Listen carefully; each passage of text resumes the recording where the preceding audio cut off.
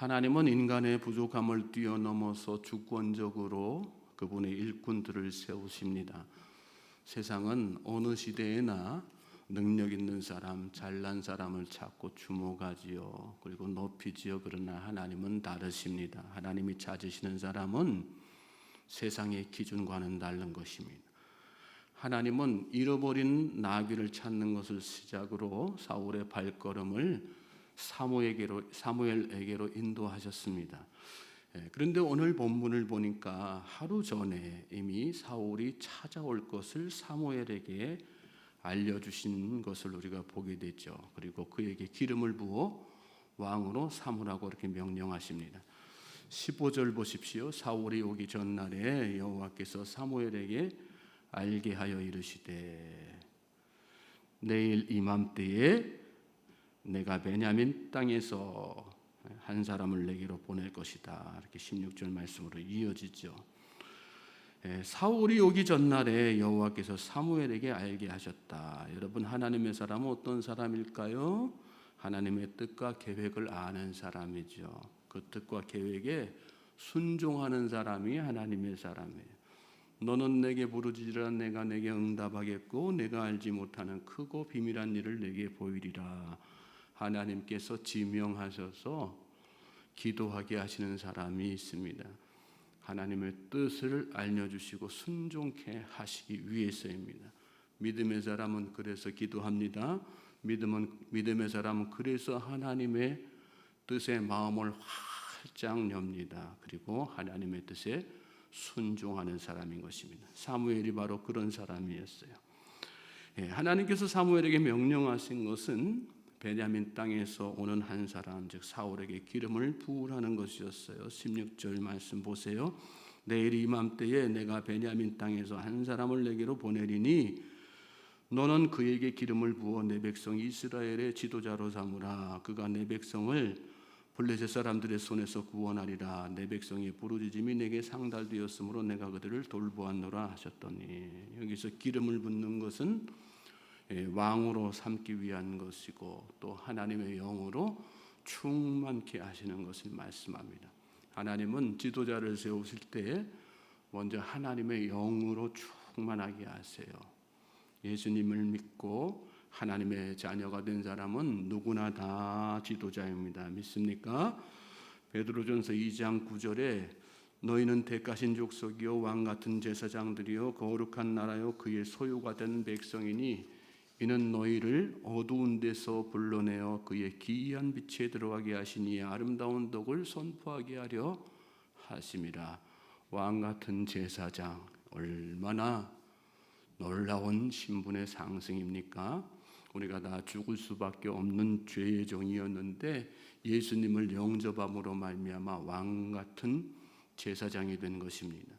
이유가 뭐라고요? 까닭이 뭐라고요? 목적이 뭐라고요? 아름다운 덕을 선포하게 하려고 하나님의 그 아름다운 덕.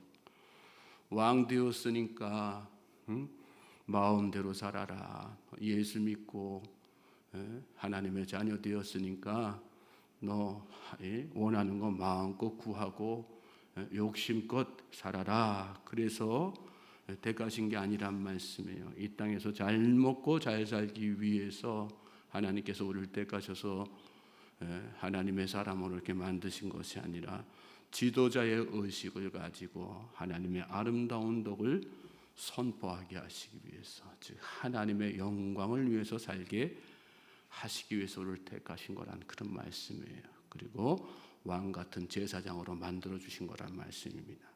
오늘 저와 여러분이 믿는 목적을 분명히 해야 된다는 그런 교훈을 우리에게 하나님께서 들려주시는 것이죠. 하나님께서 사울에게 기름 부어서 왕으로 세우고자 하신 목적도 바로 이것이었어요. 그래서 오늘 말씀에 보면 그에게 기름을 부어 왕으로 삼으라 이렇게 사무엘에게 말씀하시지 않고 내 백성 이스라엘의 지도자로 삼으라 이렇게 말씀하신 것입니다. 17절 18절 보세요. 사무엘이 사울을 볼 때에 여호와께서 그에게 이르시되 보라 이는 내가 네게 말한 사람이니 이가 내 백성을 다스리리라 하시니라. 사울이 성문한 사무엘에게 나아가 이르되 선견자의 집이 어디인지 청하건대 내게 가르치소서 하니. 하나님의 섭리 가운데 사무엘과 사울이 드디어 만나는 그런 장면이죠. 사무엘이 성읍에 들어오는 사울을 이렇게 보고 있었어요. 그때 하나님께서 바로 그가 전날 일러주신 사람인 것을 알려주셨습니다. 그러나 사울은 사무엘을 알아보지 못하고 사무엘에게 선견자의 집이 어디인지를 묻지요. 하나님의 섭리를 즉시 깨닫는 사람도 있고 나중에 가서 뒤늦게 깨닫는 사람도 있습니다. 어떤 때는 하나님의 뜻을 즉각적으로 알아채기도 하지만 나중에 가서 아하 그랬구나 하고 깨닫는 그런 경우도 있죠. 특히 사람과의 만남이 그런 것 같습니다. 사울처럼 찾아 헤매고 돌아다니다가 만나는 경우도 있고 사무엘처럼 앉아서 기다리다가 만나는 경우도 있습니다. 중요한 것은 먼저 깨닫든 나중에 깨닫든 우여곡절 끝에 만나든 순종하게 만나든 하나님께서 허락하신 만남은 반드시 이루어진다는 것입니다. 합력해서 선을 이루게 하시기 위해서 그런 것이죠. 그러므로 그 하나님의 섭리를 신뢰하는 사람은 하나님 앞에 기도하게 되어 있는 것입니다. 19절 보십시오. 사무엘이 사무엘에게 대답하여 이르되 내가 선견자이니라. 너는 내 앞서 산당으로 올라가라. 너희가 오늘 나와 함께 먹을 것이요 아침에는 내가 너를 보내되 내 마음에 있는 것을 다 내게 말하리라. 사흘 전에 일은 내 암나기들을 염려하지 말라 찾았느니라. 온 이스라엘이 사모하는 자가 누구냐? 너와 네 아버지의 온 집이 아니냐 하는지라. 사무엘은 사울에게 자신이 바로 그 선견자임을 밝히고 먼저 산당에 올라가라고 말합니다. 그리고 다음 날 아침에 그를 보내줄 것이고 그때 사울의 마음속에 있는 것들에 대해 다 말해주겠다 이렇게 약속을 해요. 사울도 자신에게 벌어진 일련의 상황이 이유 없이 벌어진 것은 아니라는 그런 생각을 이렇게 마음속에 하고 있었던 것이죠. 그렇습니다. 오늘 저와 여러분에게 벌어지는 상황, 그게 사람과의 만남이든 어떤 사건이나 현상이든 우연한 건 하나도 없어요. 그러므로 우리는 모든 상황을 영적으로 해석할 수 있어야지 되는 거예요. 왜 이런 일이 일어났을까? 왜 이런 만남을 허락하셨을까? 궁금해하고 질문을 하고 그 답을 얻기 위해서 기도하는 것, 그것이 우리에게 참 필요하다는 거예요. 우리 삶 가운데 늘 그렇게 하나님 앞에 궁금한 마음으로 하나님 알려주십시오. 깨닫게 해주십시오. 그럴 때 하나님께서 지혜를 주시는 거 아니겠어요? 사흘 전에 이른 내 암나기들을 염려하지 말라 찾았느니라. 온 이스라엘이 사모하는 자가 누구냐? 너와 내 아버지의 온 집이 아니냐 하는지라. 이 사울이 왕으로 백성들의 지도자로 또 이렇게 세움 받을 것을 사무엘이 은연중에 이렇게 꺼내 놓은 것이죠. 이 말을 들었을 때 사울이 어떤 생각 들었을까요? 야, 사무엘이 참 하나님의 사람이 맞구나. 말하지도 않은 사실들을 다 이야기하니까 깜짝 놀랐을 거 아니겠어요? 그러면서 하나님이 왜 나를 선택하셨을까? 하나님의 선택하심에 놀랐을 것입니다. 그런 놀라움 속에서 이어지는 21절에 보면 다음과 같이 대답을 합니다. 사울이 대답하여 이르되 나는 이스라엘 지파의 가장 작은 지파 베냐민 사람이 아니니까 또 나의 가족은 베냐민 지파 모든 가족 중에 가장 미약하지 아니하니까 당신이 어찌하여 내게 이같이 말씀하시니까 하니. 결과적으로 이렇게 잘못돼서 그렇지 사울은 이렇게 보면요 하나님께서 그를 왕으로 세우실 만한 백성들의 지도자로 세우실 만한 그런 초심, 아름다운 초심을 갖고 있었어요. 모든 것이 그렇죠, 여러분. 끝까지 초심을 갖고 가는 거, 우리 신앙생활도 마찬가지 아니겠어요? 내가 예수님을 처음 인격적으로 만났을 때 그 초심이 끝까지 가는 것이 중요하지. 처음에는 막 뜨거웠다가 나중에 가서 막 식어지는 거, 그럼 바람직한 신앙인의 모습이라고 할 수 없는 거 아니겠어요? 저는 저와 여러분의 믿음, 열정, 하나님을 향한 사랑이 처음보다 나중에 더 뜨거워지게 되기를 주님의 이름으로 소망하고 축복합니다. 변치 않는 믿음의 사람 되길 바랍니다. 흔들림 없는 신앙의 모습을 가지고 하루하루 세상에서 정말 빛과 소금처럼 하나님의 영광을 드러내면서 사실 수 있게 되길 주님의 이름으로 소망하고 축복합니다. 우리는 하나님께서 하나님의 백성 삼으셔서 하나님께서 우리 인생을 형통의 길로 이끌어 가시면 내가 뭘 잘해서 뭐가 잘 되는 걸로 착각하고 교만해질 때가 얼마나 많은지 몰라요. 사울이 바로 그런 인생 아니겠어요? 사울이 이런 초심을 잘 지켰더라면 여러분 이스라엘의 최고의 왕은 어쩌면 사울이 되었을 수 있어요. 그런데 그가 이런 초심으로 출발했지만 나중에 가서 다 변질된 신앙인이 되었기 때문에 변질된 마음으로 교만해졌기 때문에 하나님께서 그를 낮추시고 안타까운 결말을 맞게 된 거 아니겠습니까? 이런 성경의 말씀 스토리를 다 이렇게 우리가 묵상할 때마다 여러분 우리가 앞으로 어떻게 살아야 될까 마음속에 잘 생각하고 또 결심하고 또 결단하고 그렇게 믿음의 행보를 잘 이어나가게 될 수 있기를 주님의 이름으로 소망하고 축복합니다. 사울은 자신이 미약하고 보잘것없는 자라고 이야기했어요. 여러분 하나님은 미약한 자를 택하시고 일꾼으로 삼으신다는 것, 자기 자신을 낮추고 겸손한 사람을 택하신다고 하는 사실을 잘 깨달으시기 바랍니다. 오늘 여러분에게 맡겨주신 사명, 직분이 무엇입니까? 그것이 무엇이든 하나님 앞에 감사하면서 하시기 바랍니다. 그 일을 겸손하게 하나님 제가 너무나도 미약한 자입니다. 미력한 자입니다. 저는 아무것도 알 수 없는 자입니다. 하나님 앞에 늘 기도하고 은혜를 구하면서 사실 수 있게 되길 바랍니다. 그럴 때 하나님께서 우리를 끝까지 책임지시는 거예요. 우리 삶 가운데 계획하신 일들을 계속해서 나 개인에게 부흥 주시고 가정에도 부흥 주시고 사역에도 부흥 주시고 내 주변에도 더불어 같이 부흥 주시는 것입니다.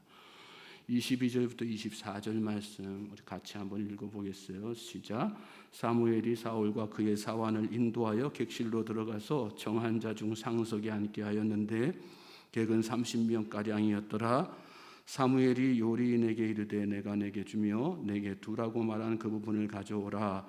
요리인이 넓적다리와 그것에 붙은 것을 가져다가 사울 앞에 놓는지라. 사무엘이 이르되 보라 이는 두었던 것이니 내 앞에 놓고 먹으라. 내가 백성을 청할 때부터 너를 위하여 이것을 두고 이때를 기다리게 하였느니라. 그날에 사울이 사무엘과 함께 먹으니라.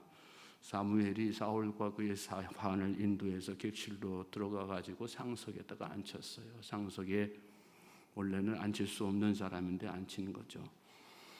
그리고 30명가량이 청함 받은 자들 가운데서 사울을 막 높여주고 미리 준비했던 가장 좋은 음식으로 대접을 했습니다. 하나님은 이 사울을 미리 다 존귀한 신분을 허락하셔서 사명자로 다 이렇게 감당할 수 있도록 이렇게 하신 거죠. 하나님은 보잘것없는 사울을 다 높여주셔요. 그래서 그 일을 잘 감당하게 하시는 거예요. 저는 저와 여러분이 하나님께서 높여주시는 자가 되길 바랍니다. 나 스스로 높이는 것은 교만한 거예요. 그러나 하나님께서 높여주시는 것은 영광스러운 거예요. 우리는 영광스러운 사람이 되어야지 됩니다. 하나님 앞에 그렇게 기도하세요. 여러분 하나님의 영광을 위해 하나님의 일을 잘 감당할 수 있도록 제가 미력하지만 하나님 그 하나님의 일에 적합한 사람으로 저를 높여주시고 세워주십시오. 교만한 기도가 아니에요.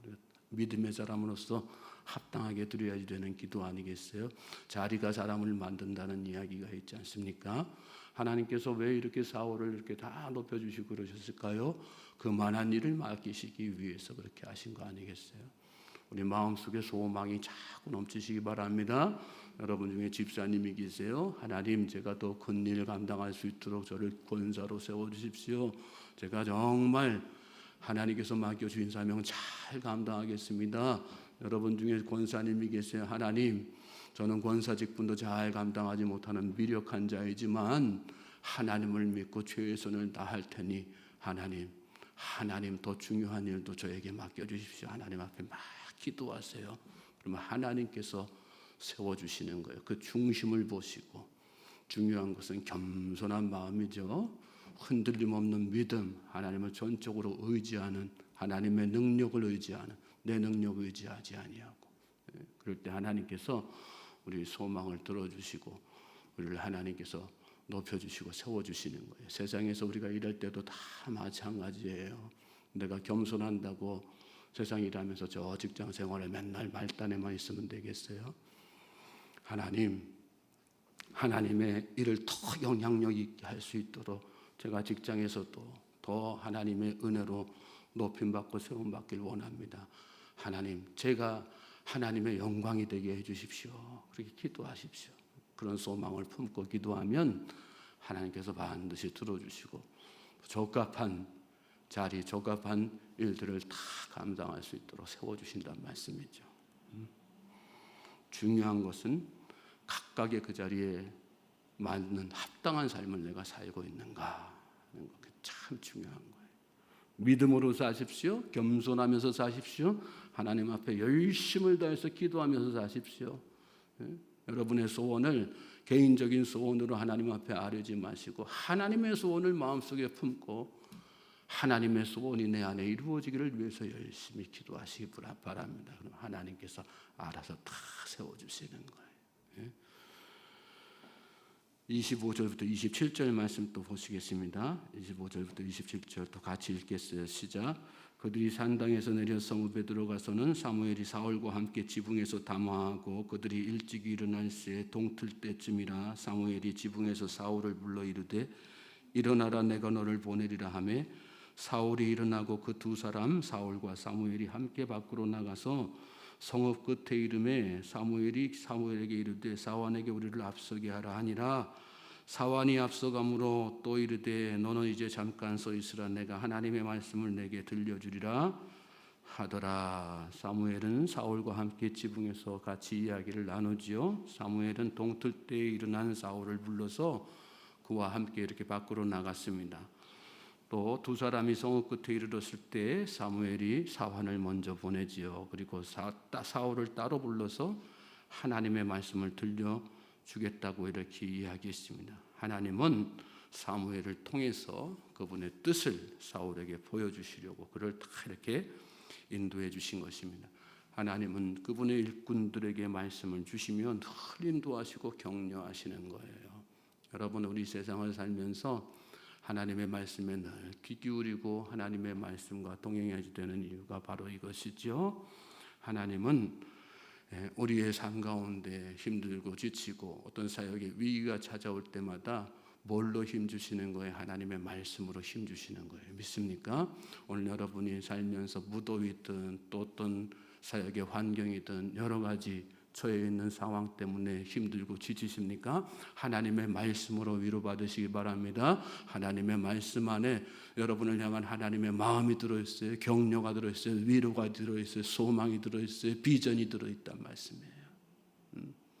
그 안에서 힘을 얻으시는. 그래서 오늘도 겸손히 주님의 말씀에 무릎 꿇고 주님의 뜻이 내 안에 이루어지기를 위해서 기도하며 나아가는 우리 모든 주의 백성들 되시길 바랍니다. 그럴 때 하나님께서 여러분을 높여주세요. 하나님께서 쓰세요.